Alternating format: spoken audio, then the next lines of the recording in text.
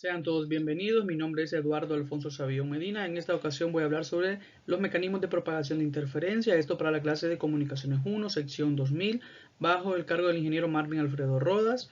Mi número de cuenta es 2017-2030-45. Comenzamos.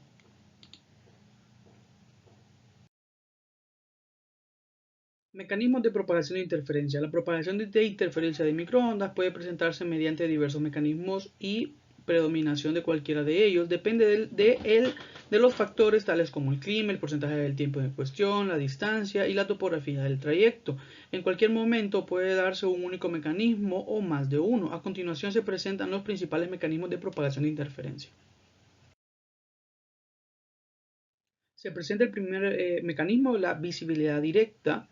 El mecanismo más directo de propagación de la interferencia es aquel que existe en un trayecto de visibilidad mutua en condiciones atmosféricas de equilibrio. Sin embargo, puede surgir un problema adicional con la difractación del subtrayecto que produce un ligero aumento en los niveles de la señal.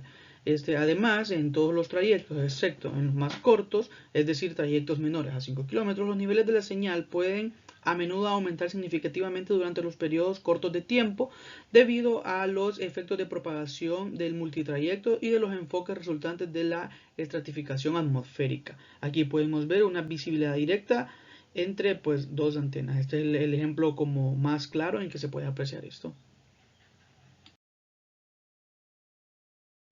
El siguiente método es la difractación. A partir de la situación de visibilidad directa y condiciones normales del efecto de difractación, suelen ser denominantes cuando aparecen niveles significativos de señal. Para los servicios en los que los problemas de anomalía de corta duración no son importantes, la exactitud del modelo de difractación determina a menudo la densidad de sistema de microondas que pueden implantarse. La capacidad de predicción de los diagramas debe ser de tal manera que permita incluir las situaciones de terreno liso, de obstáculos discretos y de terrenos irregulares. Aquí tenemos un ejemplo de difractación que sale de una antena hacia otra antena y vemos aquí una pequeña anomalía que forma con la cresta de una montaña. El siguiente método se denomina dispersión troposférica. Este mecanismo define el nivel de interferencia de fondo para trayectos más largos, por ejemplo, entre 100 y 150 kilómetros, en los que el campo de difracción se hace muy débil. No obstante, con excepción de algunos pocos casos especiales en los que se intervienen estaciones terrenales sensibles o fuentes de interferencia de muy alta potencia, por ejemplo, sistemas de radar, la interferencia a través de mecanismos de dispersión troposférica tendrá un nivel demasiado reducido como para considerarse significativas. Aquí tenemos un ejemplo de dispersión troposférica. Vemos que efectivamente la distancia que se puede medir entre uno u otro puede ser mucho mayor generalmente. El siguiente método es la propagación por conductores de superficie. Este es el mecanismo de interferencia de corta duración más importante sobre el agua y en las zonas de tierra costeras planas y puede dar lugar a niveles de señales elevados en distancias largas de más de 500 kilómetros sobre el nivel del mar. Dichas señales pueden exceder el nivel de equivalente de espacio libre en determinadas condiciones. Aquí podemos ver un ejemplo de la propagación de conductores de superficie. Vemos cómo efectivamente podría decirse de que pasa sobre el nivel del mar y que además de eso se trata de largas distancias, ¿verdad? Ya que vemos aquí una pequeña semi-oscilación, por decir así, de la onda que va rebotando hasta pues llegar a su destino.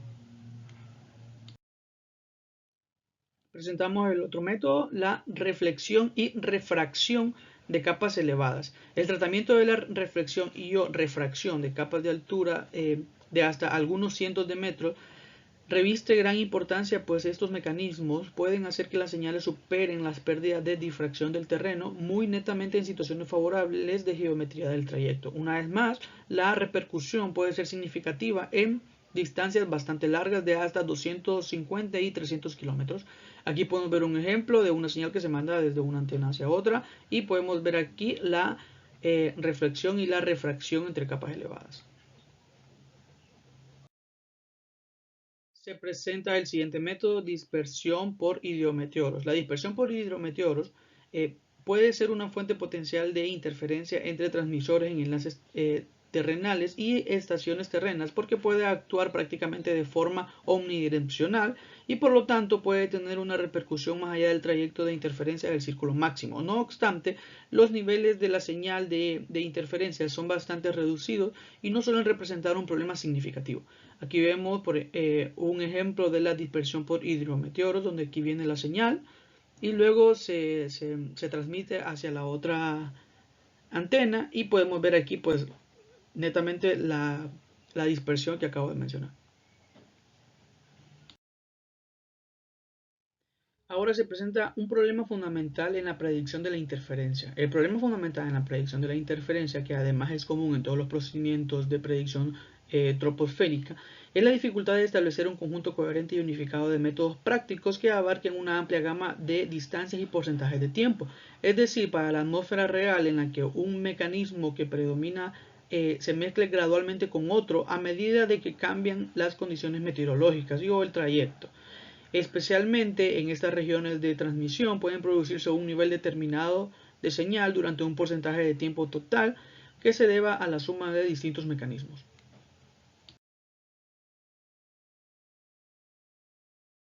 Se presentan los parámetros de propagación y de interferencia. La emisión de señales radioeléctricas de la propagación e interferencia son descritas por los parámetros de emisión, los cuales son clases de emisión, anchuras de banda necesaria y ocupada, tolerancia de frecuencia de una emisión, emisiones no deseadas, potencia y polarización de onda. Clase de emisión. Se denomina clase de emisión al conjunto de características de una emisión, como son el tipo de modulación de la portadora principal, la naturaleza de la señal modulada, el tipo de información que se transmite, etc. Anchura de banda necesaria y ocupada. Se define anchura de banda necesaria para la clase de emisión determinada como la anchura de banda de frecuencias estrictamente suficientes para asegurar la transmisión de información de velocidad de transmisión y con la calidad requerida en condiciones específicas. Tolerancia de frecuencia de la emisión es la desviación máxima admisible entre la frecuencia asignada y la situación en el centro de banda de frecuencia ocupada por una emisión. Emisiones no deseadas son emisiones que se producen en un equipo con consecuencia de imperfecciones del mismo. Pueden controlarse pero difícilmente suprimirse. Se clasifican en emisiones no deseadas y emisiones fuera de banda. Potencia. La potencia de un transmisor radioeléctrico se especifica según la clase de emisión en una de las formas siguientes. Está la potencia de cresta envolvente, también abreviada como potencia de cresta, y la potencia media de onda modulada y también la potencia portadora. La polarización de una onda. Toda onda electromagnética se caracteriza por su polarización, definida a partir de la orientación del vector de campo eléctrico. Se distinguen los siguientes casos. Tenemos la polarización horizontal, en donde el vector de campo eléctrico se halla en el plano horizontal. La polarización vertical, en el que el vector de campo eléctrico se encuentra en un plano vertical.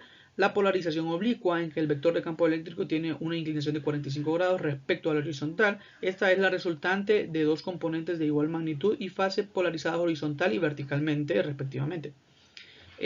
La polarización circular, en el que el extremo del vector de campo eléctrico describe un círculo de fase.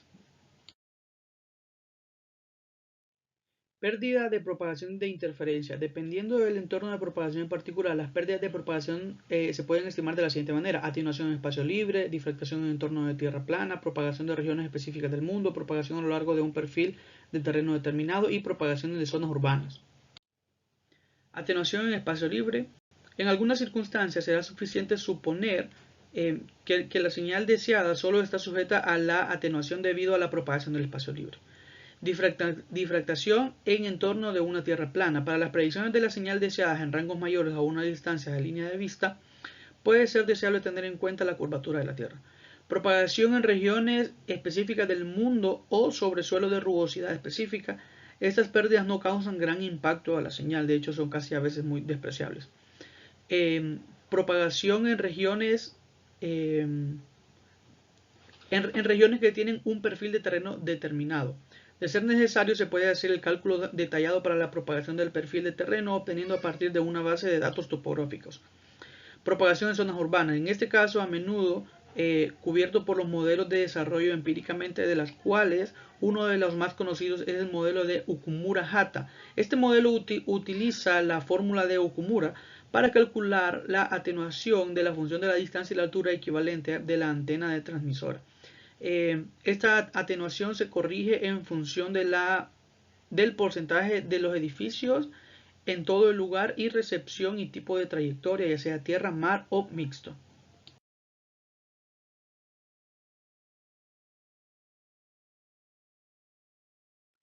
Características de propagación de interferencia. Las modalidades de propagación de una onda radioeléctrica dependen de la frecuencia y del tipo de características eléctricas del terreno subyacente. Según la frecuencia, pueden clasificarse en los modos de propagación como onda de superficie, onda ionosférica, onda espacial, onda de dispersión troposférica.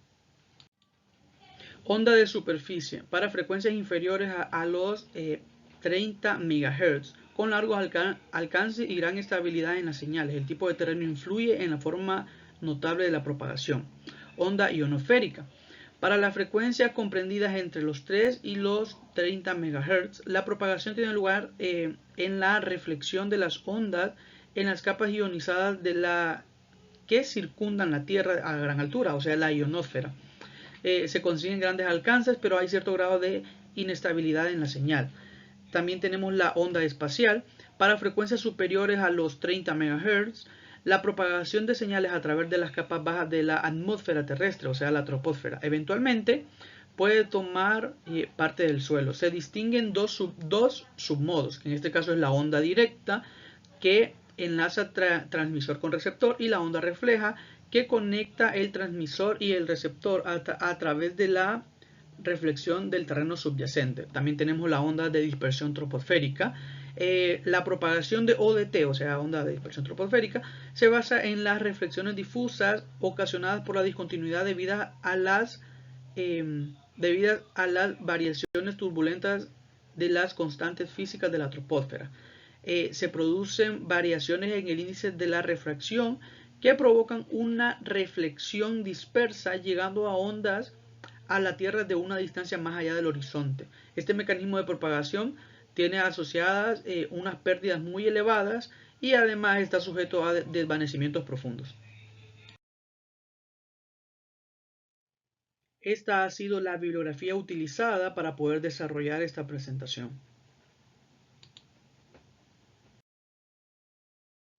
Eso ha sido todo por esta exposición. Muchas gracias por su atención. Este es para el Departamento de Ingeniería Eléctrica Industrial de la Universidad Nacional Autónoma de Honduras en el Valle de Sula para la clase de Comunicaciones 1 bajo el cargo del ingeniero Malvin Alfredo Rodas.